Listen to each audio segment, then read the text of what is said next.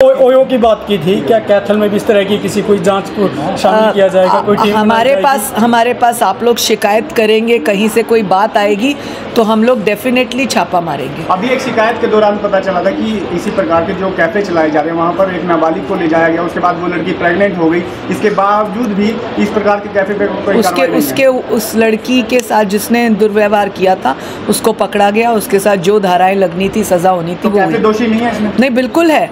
हम लोग अंडर 18 अगर कोई इस तरह की जगहों को रिलेशनशिप के लिए परमिट करता है उसके खिलाफ कार्रवाई करते हैं। अगर कोई इस तरह की जगहों को रिलेशनशिप के लिए परमिट करता है उसके खिलाफ कार्रवाई करते हैं। कैथल में कैफे की आड़ में गलत काम करने वालों की अब खैर नहीं, अब कैफे मालिकों पर हो सकती है बड़ी कार्यवाही। लगातार कैथल में महिलाओं और नाबालिगों के साथ दुष्कर्म कैफे में होने वाली घटना अब आम हो चली है। आज कैथल के आरकेएसडी कॉलेज में हरियाणा महिला आयोग की चेयरपर्सन रेणु भाटिया पहुंची। उन्होंने महिलाओं को साइबर क्राइम के प्रति जागरूक करने के लिए एक सेमिनार का आयोजन किया गया, जिसमें डीएसपी और तमाम अधिकारी पहुंचे, जिसमें महिला आयोग की चेयरपर्सन ने इस लहजे में कहते हुए पत्रकार वार्ता के दौरान कहा कि इन कैफे मालिकों पर बड़ी कार्यवाही हो सकती है अगर कोई शिकायत आती है। अगर नाबालिग के साथ इस प्रकार की गलत कार्यवाही होती है या उनको कमरा और स्पेस प्रदान किया जाता है तो उन पर बड़ी कार्यवाही हो सकती है। और क्या कुछ कहा, आइए दिखाते हैं। महिला आयोग का आज कैथल का दौरा एक रूटीन दौरा था। हम लोग पूरे हरियाणा के सभी ज़िलों में इस तरह का दौरा करते हैं।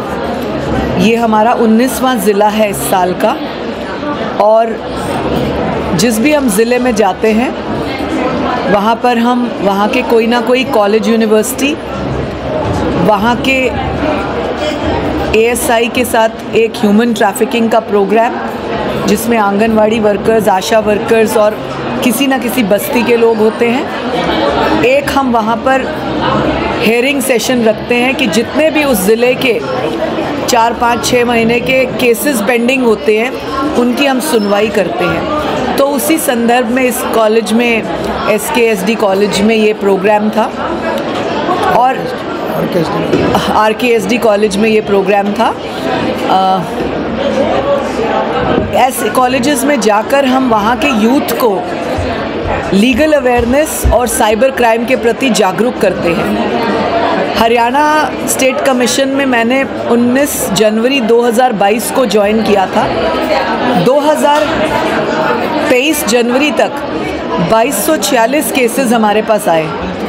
उन 2246 केसेस में हमने 1700 केसेस सॉल्व किए, कुछ कोर्ट में पेंडिंग है, परंतु जितने भी केसेस हमारे पास आए थे उनमें से मैक्सिमम केसेस साइबर क्राइम और लीगल अवेयरनेस की कमी की वजह से थे।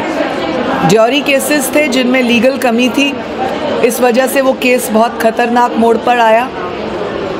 साइबर क्राइम के केसेस हमारे पास आए और हमने धीरे धीरे ये नोटिस किया कि यूथ के केसेस साइबर क्राइम के ज़्यादा बढ़ रहे हैं। तो आयोग ने एक निर्णय लिया कि यूथ को जो है एडुकेट करने के लिए स्कूल्स और कॉलेजेस में जाना अनिवार्य होगा, क्योंकि यहीं से सीढ़ी स्टार्ट होती है साइबर क्राइम को जन्म देने की। अगर हम सीधा कॉलेज में जाते हैं, हम जा रहे हैं, लेकिन हमने इस स्टेप को 2 कदम पीछे हटाया। हम 6ठी कक्षा से लेकर 12वीं तक ग्रेजुएशन के स्टूडेंट्स और पोस्ट ग्रेजुएशन के स्टूडेंट्स, इन सबको इस सीरीज़ में लेते हैं। और हमने ये तय किया कि हर ज़िले का एक स्कूल, एक कॉलेज, यूनिवर्सिटी हम कवर करेंगे। साइबर क्राइम के जितने केसेस आए वो, और पॉक्सो के जितने केसेस हुए, वो इस वजह से दिखे। तो ये सोच के साथ कि 6ठी 8वीं के बच्चों को अगर हम साइबर क्राइम के प्रति जागरूक कर देंगे तो वही बच्चा, लड़का हो या लड़की, बड़े होते होते में साल, 2 साल, 3 साल में वो एक्सपर्ट हो जाएगा, जागरूक हो जाएगा, केयरफुल हो जाएगा कि उसे ये क्राइम नहीं करना है या उसे इस तरह के क्राइम में कहीं लिप्त ना होना पड़ जाए।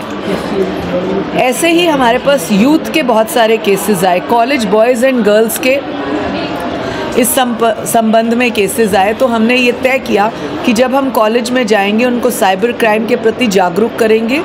लड़कों को हमने बहुत सारी मोबाइल पर ऐसी ऐप्स में फंसा हुआ देखा जिसमें वो गेम्स खेलते थे, सट्टा लगाते थे और क्राइम में फंसते थे। और ऐसे में उसके साथ उनका पूरा ग्रुप कई बार होता था, लड़के और लड़कियां।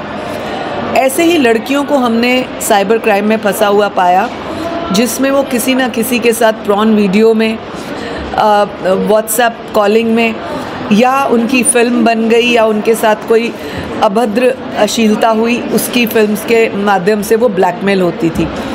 तो ये आयोग ने निर्णय लिया कि ये ऐसा स्टेप है जिससे अगर हम आज स्टार्ट करेंगे तो बेशक इस वर्ष हमें कोई लाभ ना मिले, केसेस में कमी ना आए, परंतु डेफिनेटली अगले वर्ष और उससे अगले वर्ष केसेस में भी कमी होगी और बच्चे साइबर क्राइम में लिप्त भी कम होंगे। मैडम, आजकल जो है छेड़छाड़ के, घरेलू हिंसा के जो मामले बहुत ज़्यादा आ रहे हैं, जिनमें कार्रवाई होती है, हालांकि बाद में जाके समझौता हो जाता है। क्या कुछ महिला आयोग की चेयरमैन होने के नाते इन पर भी कार्रवाई होगी, जो झूठे केस महिला दर्ज करवाती है उसको लेकर कोई? ये आपने बड़ा अच्छा प्रश्न किया, क्योंकि हम महिला आयोग के हैं तो अक्सर हमसे मीडिया भी और लोग भी पूछते हैं कि क्या कभी पुरुष आयोग भी होगा, पुरुषों की सहायता भी होगी। लोग इस तरह के प्रश्न करते हैं, तो हम उन्हें बताना चाहते हैं कि हमारे पास कई बार ऐसी कंप्लेंट्स आई हैं, कई बार लड़कियां ही कंप्लेंट्स लाती हैं, लेकिन वो बाद में इंक्वायरी के माध्यम से या जानकारी जब हम लेते हैं, डिटेल्ड जाते हैं, तो कई बार फेक पाई जाती हैं।